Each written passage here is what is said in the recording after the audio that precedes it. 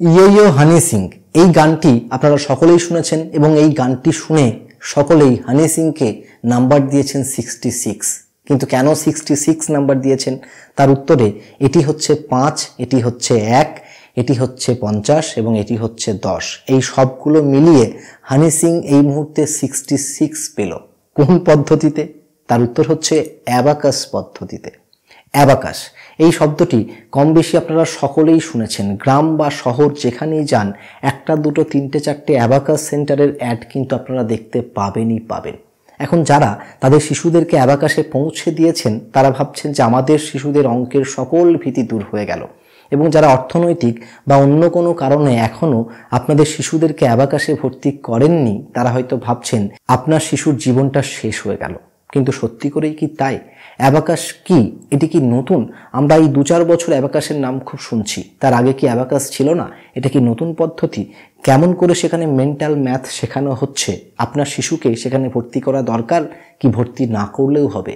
আপনি শিক্ষক বা শিক্ষিকা যদি হন তাহলে এই পদ্ধতি অ্যাবাকাস সেই সম্বন্ধে আপনার বিস্তারিত জেনে রাখা দরকার। আপনার বাড়িতে যদি ছোট কোনো শিশু থাকে তাহলে আপনার অবশ্যই অ্যাবাকাস পদ্ধতি সম্বন্ধে সাধারণ জ্ঞান রাখা দরকার। এবং যদি আপনি একজন শিক্ষক বা শিক্ষিকা হবার জন্য ইন্টারভিউয়ের প্রস্তুতি নিচ্ছেন এমন হয় তাহলে অবশ্যই আপনাকে অ্যাবাকাস জানতে হবে। তাহলে আজকের এই সকল শ্রেণীর লোক এই ভিডিওটিকে শেষ পর্যন্ত দেখবেন। কথা দিচ্ছি অ্যাবাকাস সম্বন্ধে আপনার মনের মধ্যে আর কোনো সংশয় থাকবে না। তাহলে আমরা অনেকেই ভাবছি যে অ্যাবাকাস হচ্ছে নতুন একটি পদ্ধতি। কেন না, আমরা কিছুদিন যাবত এই 2-4 বছর ধরে অ্যাবাকাসের সেন্টারগুলিকে দেখতে পাচ্ছি, অ্যাবাকাস নিয়ে মানুষের মধ্যে এত চর্চা দেখতে পাচ্ছি, এবং তার জন্য অবশ্যই সোশ্যাল মিডিয়া দায়ী। কিন্তু অ্যাবাকাস এই যে গণনা পদ্ধতি, এই পদ্ধতি কিন্তু বহু প্রাচীন পদ্ধতি। সেটি 2-4 বছর বা 5 বছরে আবিষ্কার হয়নি। কতটা প্রাচীন? যখন মানুষ ক্যালকুলেটর আবিষ্কার করেনি, যখন মানুষ কম্পিউটার আবিষ্কার করেনি, বা এমন কোনো যন্ত্র আবিষ্কার করেনি যে যন্ত্রের মধ্যে দিয়ে গণনাকে খুব সহজেই করা যেত, তখন কিন্তু অ্যাবাকাস তৈরি হয়েছিল। অর্থাৎ এর ইতিহাস হচ্ছে বহু প্রাচীন। সে নিয়ে অন্য একদিন অন্য একটা ভিডিও আনবো। আজকে অ্যাবাকাসের পদ্ধতিগুলোকে একটু শিখে নেওয়ার চেষ্টা করব। বর্তমানে প্রত্যেকটা ব্যবসায়ীর কাছে বা সাধারণ মানুষের কাছে যেমন ক্যালকুলেটর রয়েছে, সেটা আলাদা একটি যন্ত্র হতে পারে, আপনার ফোন হতে পারে, সেটা কম্পিউটার হতে পারে। একসময় যখন এই যন্ত্রগুলি আবিষ্কার হয়নি তখন ব্যবসায়ীরা তাদের ব্যবসায়িক হিসাব নিকেশের উদ্দেশ্যে এই অ্যাবাকাস যন্ত্রকে ব্যবহার করত। তারপর যখন বিভিন্ন ইলেকট্রনিক যন্ত্রগুলি আবিষ্কার হলো যেখানে খুব সহজেই হিসাব নিকাশ করা যায়, তখন কিন্তু এই অ্যাবাকাস পদ্ধতি অনেকটা পিছনে চলে গিয়েছিল। বর্তমানে এই অ্যাবাকাসকে একটি টিএলএম হিসেবে ব্যবহার করা হতো বিভিন্ন বিদ্যালয়গুলিতে, অথবা একটি পদ্ধতি হিসেবে ব্যবহার করা হতো। কিন্তু যখন থেকে শিক্ষার আধুনিকীকরণ হয়েছে তখন থেকে বেশ কিছু সংস্থা এই কাজে ব্যস্ত যে মানুষের কাছে নতুন নতুন পদ্ধতিগুলি, নতুন নতুন চমকপ্রদ পদ্ধতিগুলি কেমন করে আবার আনা যায়, এবং তারই ফলস্বরূপ এই অ্যাবাকাস নতুন করে আবার জীবন ফিরে পেয়েছে। অবশ্যই এই অ্যাবাকাস পদ্ধতির অভ্যাসের মধ্যে দিয়ে শিশুদের যে মানসিক ক্ষমতা সেটা বৃদ্ধি পেতে পারে, কিন্তু অঙ্ক শেখার একমাত্র উপায় যদি আপনি অ্যাবাকাসকে ধরে নেন সেটা অবশ্যই ভুল হবে। আপনারা আমার সঙ্গে একমত নাও হতে পারেন, কিন্তু আমি বলতে চাইছি যে অ্যাবাকাস পদ্ধতি না শিখলে আপনার শিশুর অঙ্কের ভিত একেবারে দুর্বল হয়ে যাবে, এটা কিন্তু সবটা সত্য নয়। তবে অবশ্যই অ্যাবাকাস শিখলে আপনার শিশুর যে মেন্টাল যে মানসিক ক্ষমতা সেটা অনেকটা বৃদ্ধি পেতেই পারে। এবারে এই অ্যাবাকাসের মধ্যে কি আছে আসুন আমরা এই অ্যাবাকাস যন্ত্রটিকে একটু ভালো করে আগে দেখে নিই।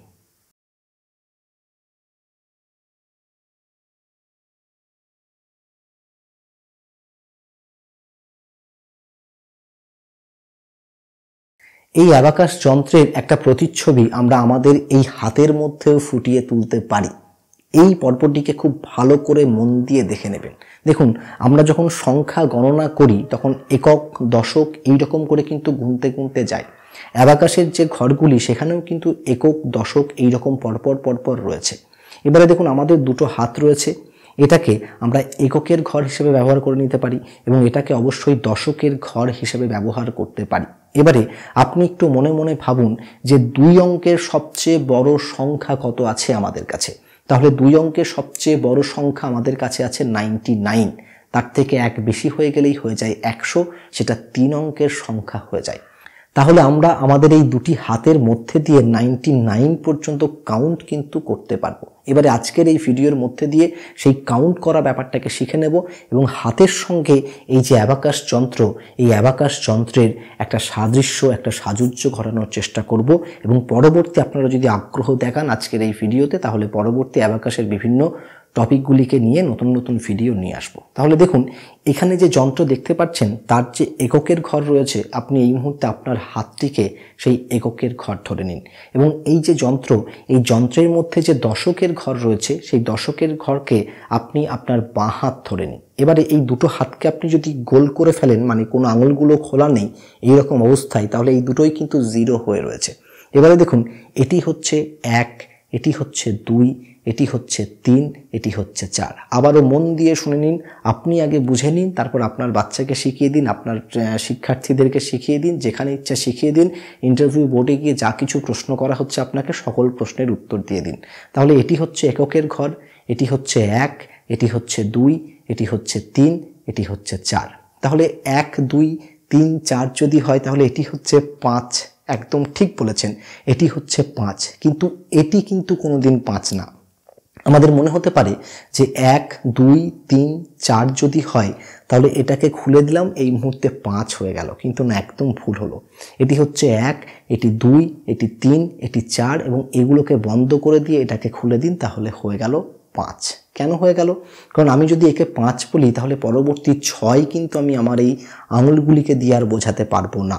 তার জন্য 1, 2, 3, 4 এবং 5। তাহলে এটা হয়ে গেল 5।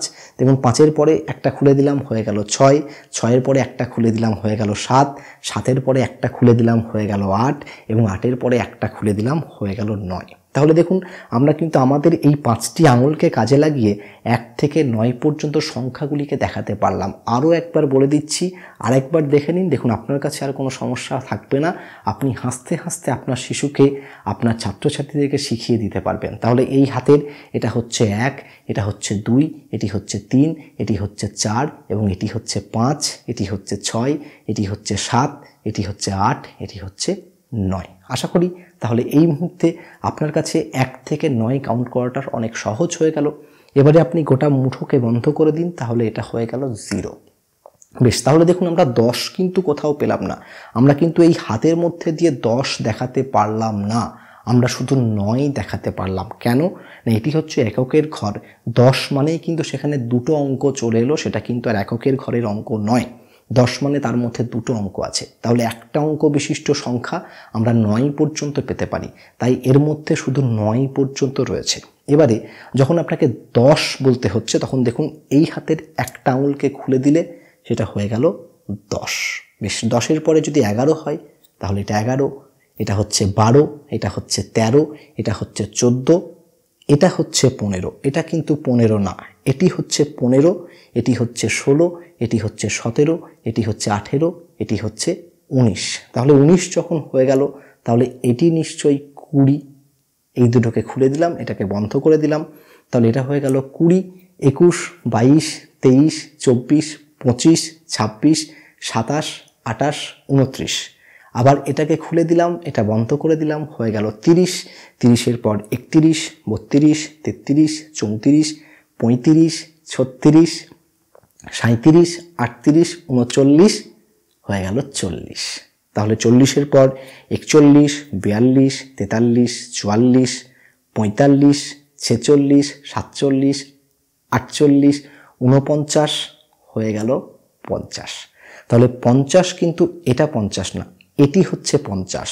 এই হাতে যেমন 1, 2, 3, 4-এর পর এটি 5 না, এটি হচ্ছে 5, একই রকমভাবে এটিও হচ্ছে 50। তাহলে 50, 51, 52, 53, 54, 55, 56, 57, 58, 59, তারপরে হয়ে গেল 60।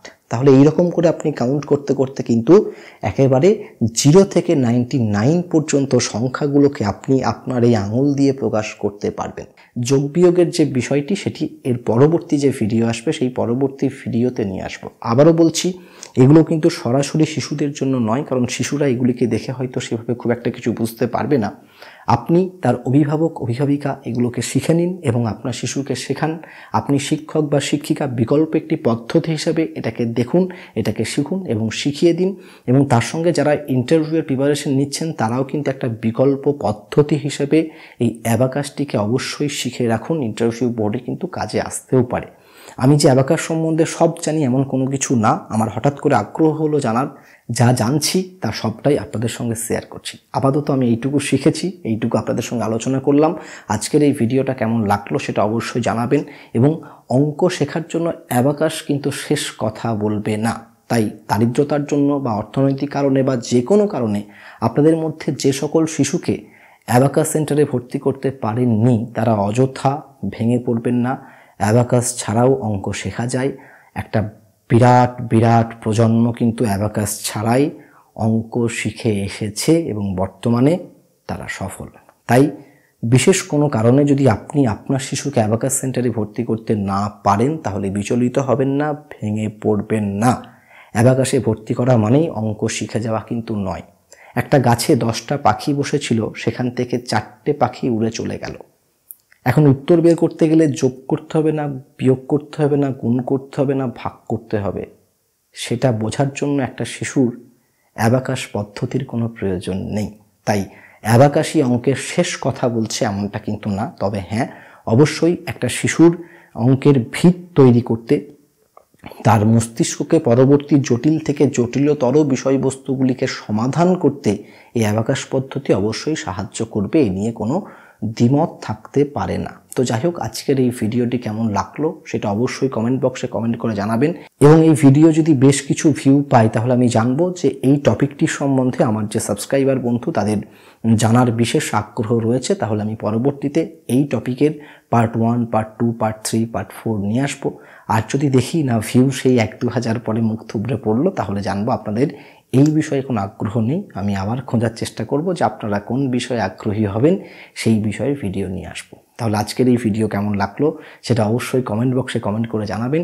এবং এই ধরনের শিক্ষামূলক ভিডিও আরও অনেক অনেক অনেক বেশি পাওয়ার জন্য নন্দী একাডেমি এই চ্যানেলটিকে অবশ্যই সাবস্ক্রাইব করবেন। তাহলে দেখা হচ্ছে অন্য কোনো এক ভিডিওতে, অন্য কোনো একদিন। ততক্ষণের জন্য আপনার এই বন্ধু বিশ্বদীপ নন্দীকে বিদায় দিন।